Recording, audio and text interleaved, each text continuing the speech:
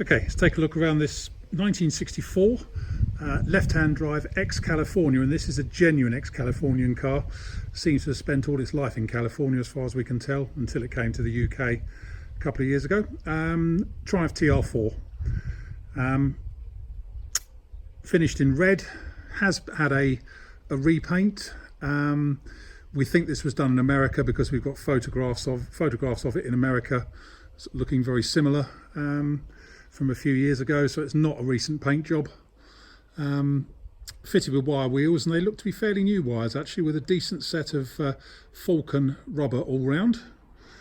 It's got wing mirrors on it. This one is fitted from the factory with overdrive and a heater. I haven't checked if the heater works, in fairness. Also fitted with wooden dash from new. Whether that's the original wooden dash, I can't really say, I'm afraid. But it certainly seems to have suffered a bit in the Californian sun.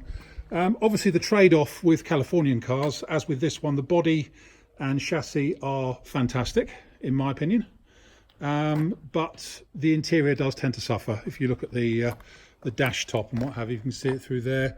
There's some cracks in the dash top. We've talked about the wood. The seats have obviously been either replaced or recovered because they're too good to be the originals. The carpets we know have been replaced because there's a bill for it in the history. We have well, obviously we've got the hood. It's the Roadster type hood that actually comes off of the frame, and the hood is in the boot, but we've got photographs of that, and that is actually looks brand new, to be honest, the hood. Carrying on round, so stock TR4 really, but all the seams and everything are all completely authentic. I don't think it's ever had any accidents or had any filler put in it at all. The shell seems to be absolutely first class. It's just come out of our workshop, having had a good check over. My mechanic felt the same, including the chassis. Felt they were both in excellent order. Anyway, let's go around and pick out some good bits and bad bits. There are a few blemishes. Paint could best be described as serviceable, shall we say, or presentable. Certainly isn't going to win you any concours awards. American paint jobs never do, especially one that's probably about at least 20 years old. It's a bit me saying American paint jobs never do, but it's a bit of a broad brush, I know, but in our experience, cars painted in America never up to you. Anyway, I'm going to dig myself a big hole there, so I'm going to shut up. But suffice to say that the paint is presentable. I'm not going to go and detail every single blemish in it, as we here all day, but I'll show you sort of what's what in terms of important ones. You can see a few sort of chips around the light sort of bump there. On the bonnet up here, we've got a touched in bit just there and a couple of bigger chips there, and it looks like sort of just general polishing and swage marks on the bonnet. Bit of paint fade because it's red. Yeah, you know, so as I say, it's a the paintwork is usable all round, but that's not really why you buy one of these. It's an ex-California one. You buy it because the structurally they're fantastic. Same bit of touching in around that light unit. Chrome on the front bumper is excellent in my opinion. And looking down the near side, apart from a very slight parking dink in the driver's door, and I mean very slight, it looks really straight down there. Near side, in fact, both wings has obviously had wing mirrors mounted a bit further forward here on both sides. Shame they couldn't done something with those holes, but it's obviously had the mirrors put a little bit further back. Don't know why that is, but yeah, that's the same on the other wing as well. But all around the wheel arch lip, and I don't know if you can see inside there at all what it's like in the wheel well. Down here on the sill front, so it's got the proper seam there. Up here on the scuttle, across there, screen is in good order. Screen rubber has seen better days, you can see up in the corner there. Passenger door, or sorry, not passenger door, well it'd be the passenger door if it was the right hand drive one. We've got a big chip there, another chip there, and what's that down there? Oh, it's a bit of polish, it's just a big mist taking off. Again, you can see underneath here,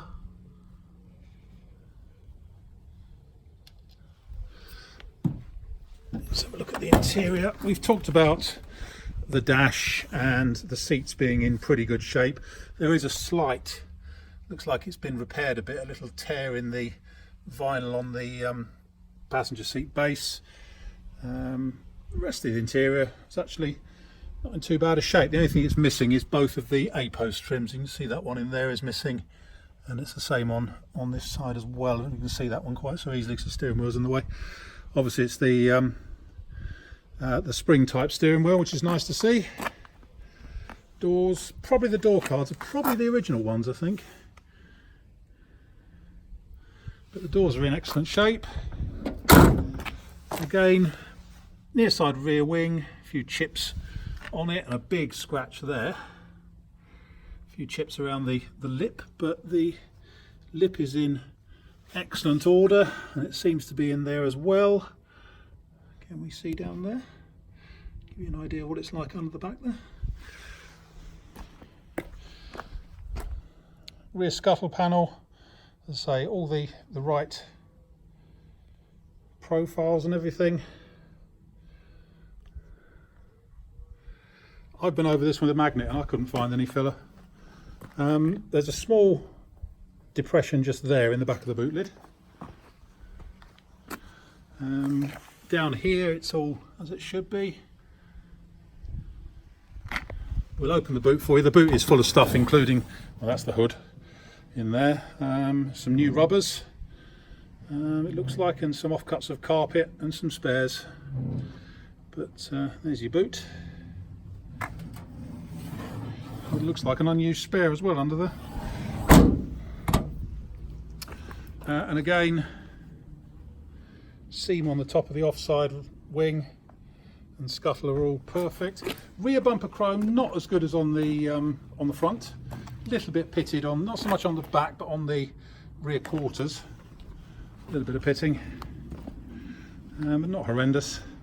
And looking down the side of it, again I can see a slight parking dink in the offside door and a couple of tiny dinks in the very top of the offside wing. But considering it's what, 55 years old, it's not bad going. A few bit of touched in areas just there around the arch lip again, but again we'll see if we can get under here. Probably can't on this side quite so easily. And say good Falcon rubber on it. No, can't really see a lot in there. Offside door, a couple of touched in chips there and there, and that parking dink was just here somewhere, though I can't see it looking at it from the top now. There is a very slight depression in it, and the same in the offside front wing. There's a little depression just around here somewhere, but again can't see it unless you're looking at it obliquely. Show you the sills.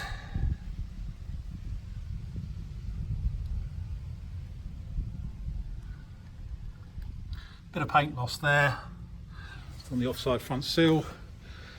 We've talked about the mirrors being relocated, top of the scuttle and wing and everything, and the offside front here. Let's say she drives superbly and feels really tight and well put, you know, well screwed together, shall we say. It's not a restored car, although it has been repainted. But structurally it seems to be absolutely spot on. You might want to replace that wooden dash or just have the painted dash in there, I guess. Although I say, according to the heritage certificate, it did have a wooden dash when it was exported to America. Anyway, that's about it. My name is Simon. You can reach me in the office on 0118 907 1495. We can go to our website, which is www.motodrome.co.uk for any further info. End.